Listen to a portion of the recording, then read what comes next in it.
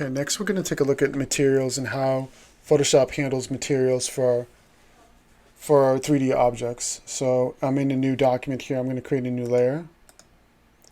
And in that new layer, I'm going to create a new 3D object. So I'm going to go 3D, new mesh from layer, mesh preset. I'm going to choose this hat preset.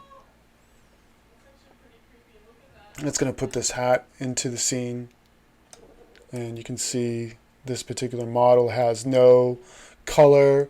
The color is actually based on the color of the layer, and since the layer is, in this case it was transparent, there is no color that gets applied to the layer. So how can we change that? So if we look in the layers panel, we see the hat material, and we saw that before, but in the 3D panel, this is what we really want to get to. So we have the hat layer itself, and there are some settings here for the hat layer. The cat shadows, cast shadows. If I turn the cast shadows option off, you'll see that the shadows disappear and the shadows come back. But it's really the material that we're looking for, and that's in this sublayer underneath hat material. I mean a hat, so it's the hat material. So in this, we have a basic material that's being applied right now, and if I click this drop down, there are several other ones that are presets that can be applied. Some of these are pretty weird. Some of them are metallic. This one's like copper. Some of them have textures. Some of them have textures like this brick texture.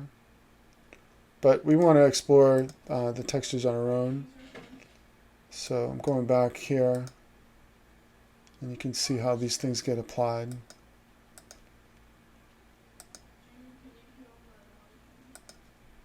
Okay, under diffuse, that's basically the color that's being applied right now. It's a white color, and you can use the color picker to change the color.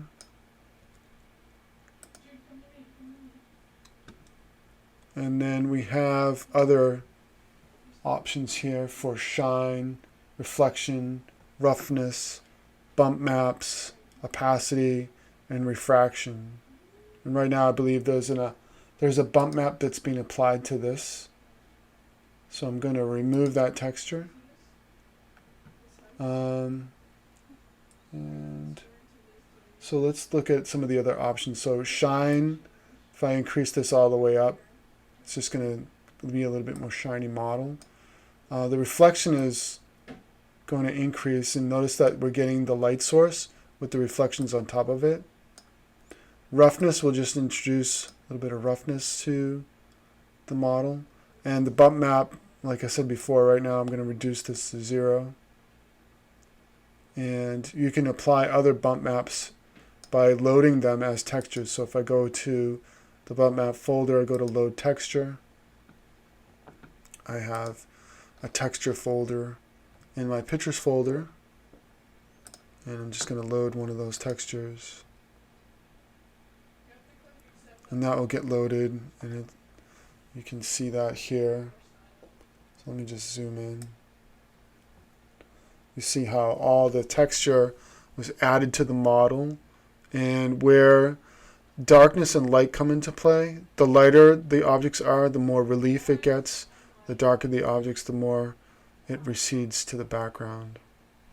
Okay, so that's, then we have opacity. I'm going to reduce the opacity.